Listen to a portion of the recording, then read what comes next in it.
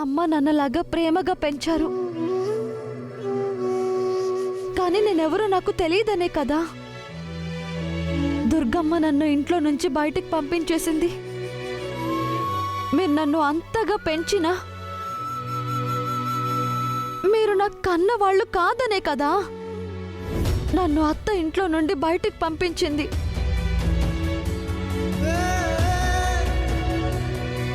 ఆవిడ నన్ను కోడలిగా అంగీకరిస్తుందా? ఆవిడ అన్నట్టు నేను అనాథని, నాకు ఎవరూ లేరు.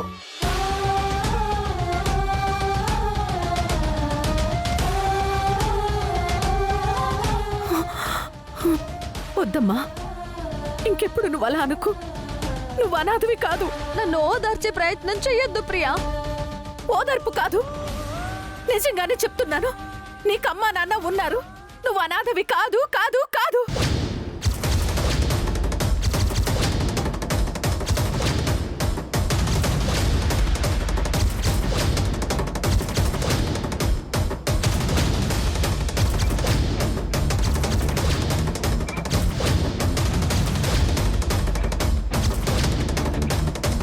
ఉన్నారా?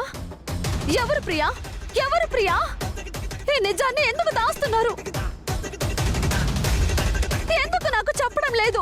ఆవిడ నోరు ఎందుకు మోయించడం లేదు? చెప్పు. కొన్ని పరిస్థితులు మా నోరు అలా కట్టేశాయి. ఏంటా పరిస్థితి? నాకు తెలియాలి ప్రియా. ఉన్నారని చెప్తున్నాను కదా. ఉన్నారు అని చెప్పే ఇదివరకెవరో పాప బాబులను తీసుకొచ్చి అమ్మ నాన్న అని చెప్పి నాటకాలు ఆడారు. ఇప్పుడు మళ్ళీ ఉన్నారని చెప్పి ఇంకొకళ్ళని సెట్ చేస్తున్నారా?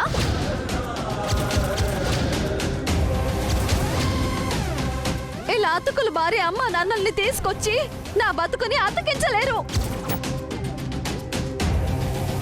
నన్ను ఆ ఇంట్లో నిలపలేరు. ఆ అర్హత సంపాదించి పెట్టలేరు.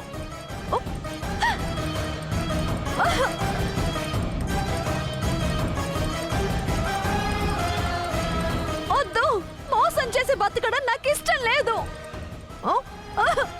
తులసి, తులసి, తులసి, ఏడవకమ్మా.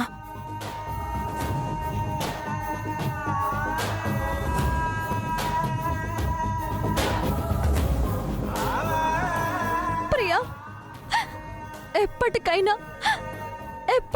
నేను ఆ ఇంటికి కోడల్ని అని అనిపించుకోవాలి.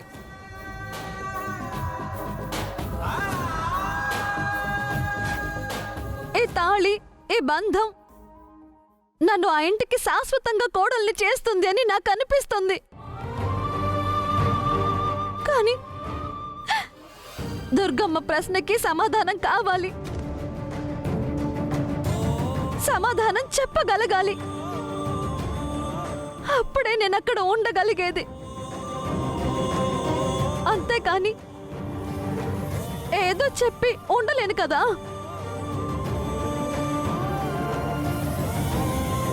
ఏదో చెప్పి నిన్ను మభ్యపెట్టాల్సిన అవసరం ఏముంది చెప్పు?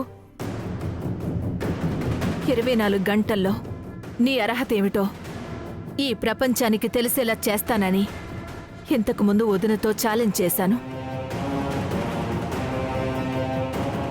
నీ తరపున నీ వాళ్ళున్నారని చెప్పి ఆమె తల ఎత్తుకుని తిరిగేలా చేస్తామని మాటిచ్చాను.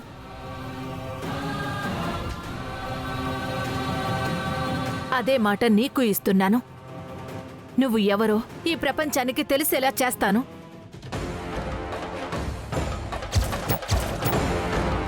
ఒక్క 24 గంటలు దయచేసి మమ్మల్ని ఏమీ ప్రశ్నించకుండా ఉండగలిగితే ఆవిడ అడిగే ప్రతి ప్రశ్నకి సమాధానం నేను చెప్తాను. ఆ ఇంటికి కోడలిగా పంపించే బాధ్యత నాది. కానీ ప్రియా, వద్దు. దయచేసి నీకీ ప్రియ మీద నమ్మకం ఉంటే, ఈ ప్రియ నీకు న్యాయం చేస్తుంది అనే విశ్వాసం నీకుంటే నువ్వింకేం మాట్లాడకు.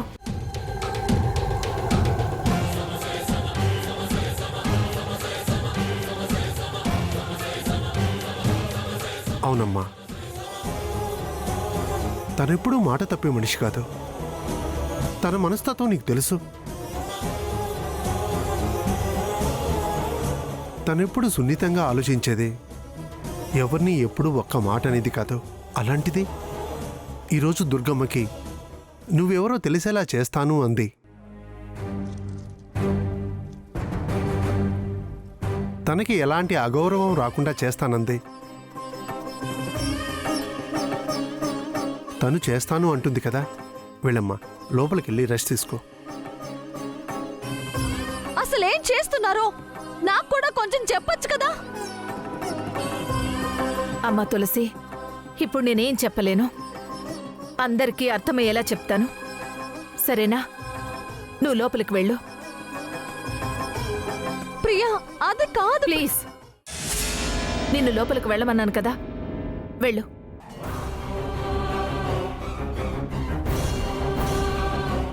వెళ్ళు.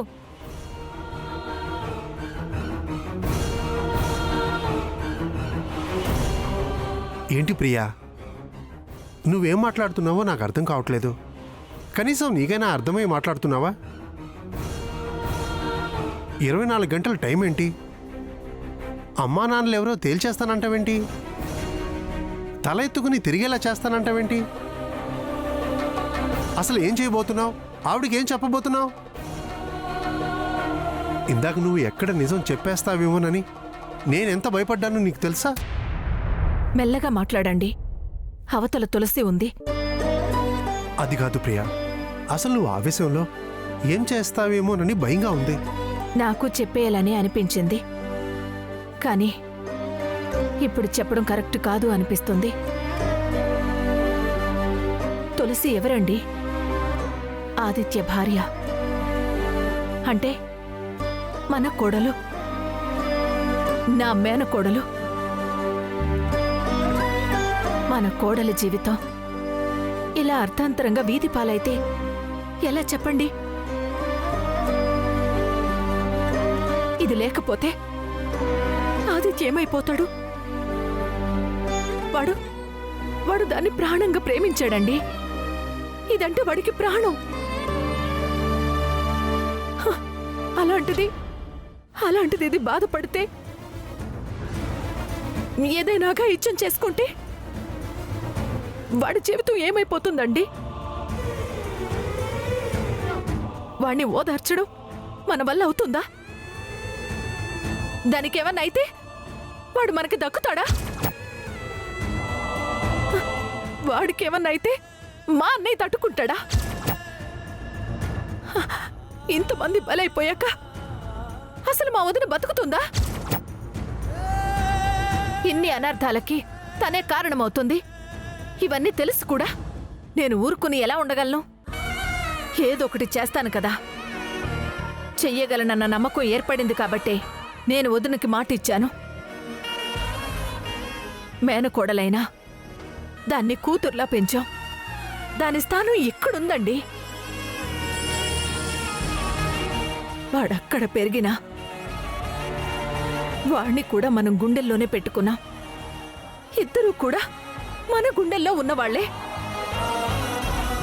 ఇద్దరూ మనకి సమానమేనండి. వాళ్లల్లో ఎవరు బాధపడ్డా మనం తట్టుకోలేం.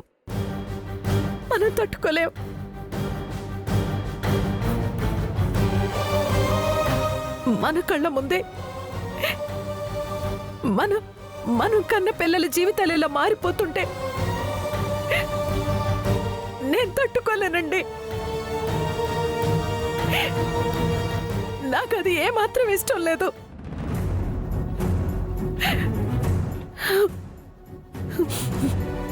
అందుకే నేనే ఒక నిర్ణయానికి వచ్చాను.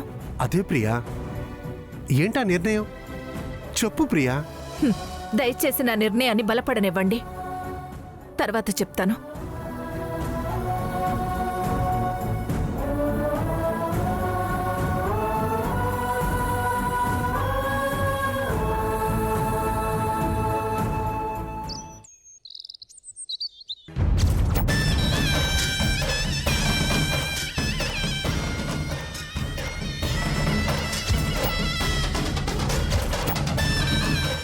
24 గంటల్లో ఖచ్చితంగా నీకు సమాధానం లభిస్తుంది.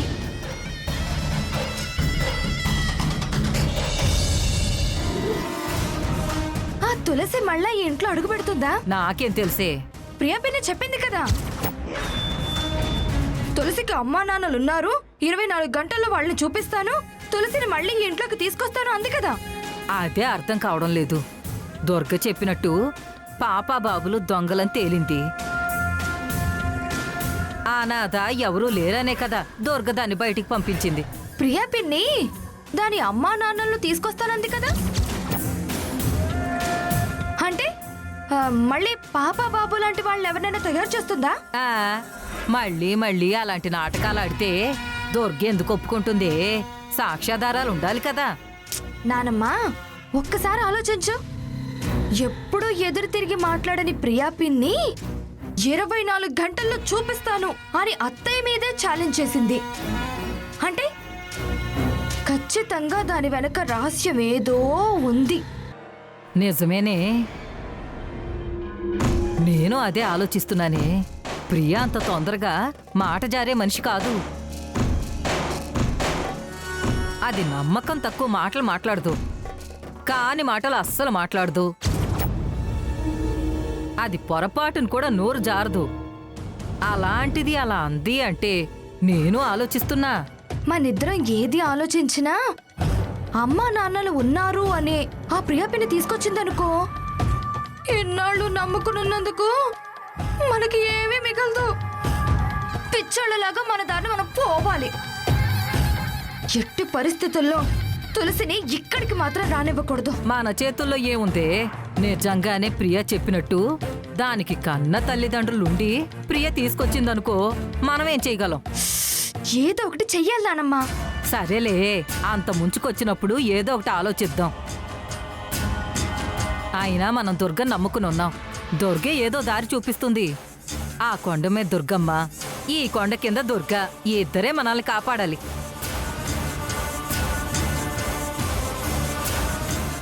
ఏమిటి నానమ్మ మనవరాళ్ళు ఇద్దరు ఏదో మాట్లాడుకుంటున్నారు? ఏముంది, మేము ఏం ఆలోచించినా ఏం మాట్లాడుకున్నా ఆ తులసి గురించే కదా అత్తయ్య. ప్రియపిన్ని ఎప్పుడు ఏ మాట అనదు. అలాంటి ప్రియపిన్ని 24 గంటల్లో దాని అమ్మా నాన్నని చూపిస్తానని చెప్పింది. దాని గురించి ఆలోచిస్తున్నాం అత్తయ్య. తులసి ఇంట్లో నుంచి వెళ్ళిపోయింది, ఇక దానికి ఈ ఇంటికి ఎటువంటి సంబంధము లేదనుకుంటే ఇప్పుడు ఈ ప్రియపిన్ని వచ్చేసి 24 గంటలు అంటూ ఏవేవో కథలు చెప్పేసింది. ఇప్పుడు ఆ కథ నిజమైతే నా గతేంటి, నా బతికేంటి అని ఆలోచిస్తున్నాను. అవును, ప్రియ అన్న మాటల గురించే నేను ఆలోచనలో పడ్డాను. ఎటో తేల్చుకోలేక పిన్నితో మాట్లాడి తేల్చుకుందామని వచ్చాను. ప్రియ విషయంలో మనం చాలా జాగ్రత్తగా ఉండాలి. తను అన్నది అంటే ఖచ్చితంగా నిరూపించి తీరుతుంది. అది అనాథ కాదు, దానికందరూ ఉన్నారు, నువ్వు తలెత్తుకుని తిరిగేలా చేస్తాను అంది. తనేం చేస్తుందో, ఎవరిని తీసుకొస్తుందో నాకేం అర్థం కావట్లేదు. ఏం అర్థమైనా కాకపోయినా నాకే చావు వస్తుంది. ఏమీ కాదు, నీకేం కాదు. నువ్వు అనవసరం మాటలు మాట్లాడికే. తీసుకురాని దాన్ని ఎవరిని తీసుకొస్తుందో. తను పాపా బాబుల్లాగానే మళ్ళీ నకిలీ అమ్మా నాన్నలు తీసుకొస్తుందో చూద్దాం. ప్రియగాని మళ్ళీ పొరపాటు చేసిందో ఆ తులసిని పర్మనెంట్గా శాశ్వతంగా ఇంట్లోకి రాకుండా చేస్తాను. ఆ మాట మీద ఉండాలత్తయ్య. నేనెప్పుడూ మాట తప్పనే, కానీ నాకా ప్రియ మాటలే గుర్తుకొస్తున్నాయి. తనసలు ఏం చెప్తుందా అని ఆలోచిస్తున్నాను. మనం ఆలోచిస్తే లాభం లేదే దుర్గా. 24 గంటలు అంది కదా, ఆయన 24 గంటలు గడవడం ఎంతసేపు? అదొచ్చి ఏం చెప్తుందో చూద్దాం, అప్పుడు ఆలోచిద్దు గాని. ఎవరు నిన్ను ప్రశ్నించినా నువ్వు గర్వంగా సమాధానం చెప్పగలిగేలా తల ఎత్తుకుని తిరిగేలా చేస్తాను.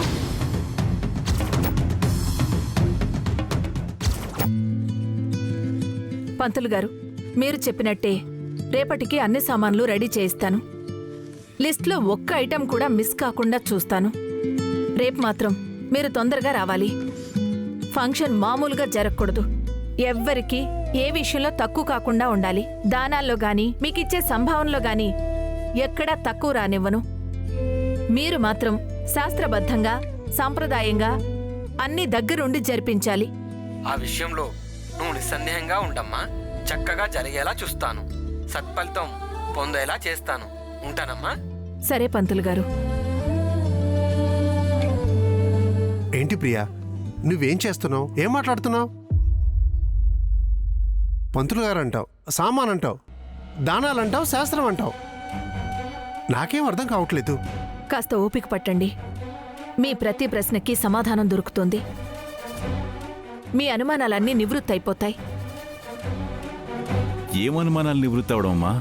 నాకేం అర్థం కావడం లేదు. అసలు నువ్వు నిజం చెప్పాలని నిర్ణయం తీసుకున్నావా ఏంటి?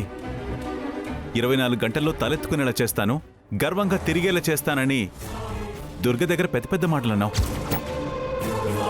24 గంటలని ఒక టైం పెట్టావు. ఏం చేస్తున్నావమ్మా? ఏం చేస్తావో అని తలుచుకుంటేనే టెన్షన్గా ఉందమ్మా. కొంపదీసి తులసి అమ్మా నాన్నలు మేమే అని చెప్పేస్తావా ఏంటి?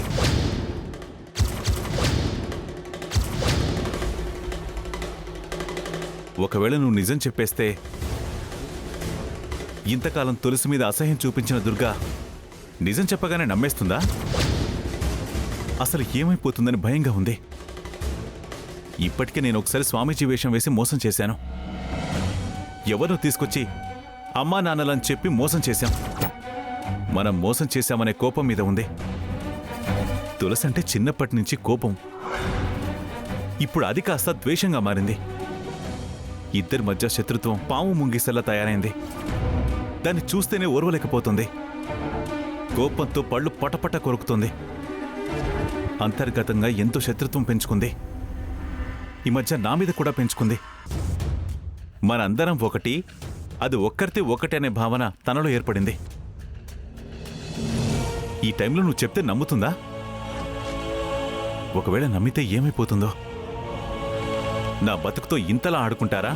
నా రక్తాన్ని, నా పేగుబంధాన్ని, నా బిడ్డను నా నుండి దూరం చేయాల్సిన అవసరం ఏమొచ్చిందని, ఎందుకు మీరంతా ఇలా చేశారని అది ఏం చేసుకుంటుందో, ఎలాంటి ప్రమాదానికి దారితీస్తుందో అని నాకు భయంగా ఉందమ్మా. అసలు ఏం చేయబోతున్నావో మాట వరుసకైనా మాకు చెప్పమ్మా. కాస్త ధైర్యంగా ఉంటుంది. నువ్వన్నప్పటి ప్రతి క్షణం టెన్షన్గా ఉంది. నేను ఏనాడు ఇంతలా భయపడలేదమ్మా. అసలు నీ ఆలోచన ఏంటి? నువ్వు ఏ నిర్ణయం తీసుకున్నావో చెప్పమ్మా. అన్నయ్య, మీరు అనవసరంగా భయపడకండి. నేనేం చేసినా మన పిల్లల భవిష్యత్ దృష్టిలో పెట్టుకునే చేస్తాను. నేను వాళ్ళ భవిష్యత్తు గురించి భయపడటం లేదమ్మా. రేపు దుర్గ పరిస్థితి ఏంటి అని ఆలోచిస్తున్నాను. అది ఏమైపోతుందో అని నాకు భయంగా ఉందమ్మా. అందరూ బావుంటేనే కదన్నయ్య పిల్లలు కూడా సంతోషంగా ఉండేది. పిల్లలు సంతోషంగా ఉంటేనే కదా మనం సంతోషంగా ఉండేది. ఇంతవరకు మన వదినకు భయపడే ఏ విషయాన్ని తన దగ్గరకు తీసుకురాలేదు. ఎన్నో నిజాల్ని మన మనసులోనే దాచుకున్నాం. నీకు తెలిసిన నిజం మా దగ్గరకు తీసుకురాలేదు. మాకు తెలిసిన నిజం వదిన దగ్గరికి తీసుకెళ్లలేదు. మేము త్యాగం చేసింది కూడా వదిన కోసమే కదా అన్నయ్య. అలాంటి వదినకి అపకారం తలుస్తానా? వదిన బావుంటేనే కదా నువ్వు బావుండేది. నువ్వు బావుంటేనే కదా మేం బావుండేది. ఇప్పుడు చూడు, వదిన మూర్ఖత్వం వల్ల, వదిన పెంచుకున్న శత్రుత్వం వల్ల, వదినకు పెరిగిన ద్వేషం వల్ల ఇటు నీ కూతురు అటు నా కొడుకు ఇద్దరి జీవితాలు నాశనమైపోయేలా ఉన్నాయి. అన్నయ్య, వాళ్ళు శాశ్వతంగా విడిపోతే ఏం సుఖం అన్నయ్య? మన పెద్దతనం అంతా ఏమైపోతుందో చెప్పు.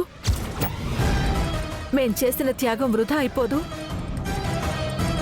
వాళ్ళకు లేని జీవితం, వాళ్ళకు లేని భవిష్యత్ మనల్నేం ఉద్ధరిస్తుంది చెప్పు.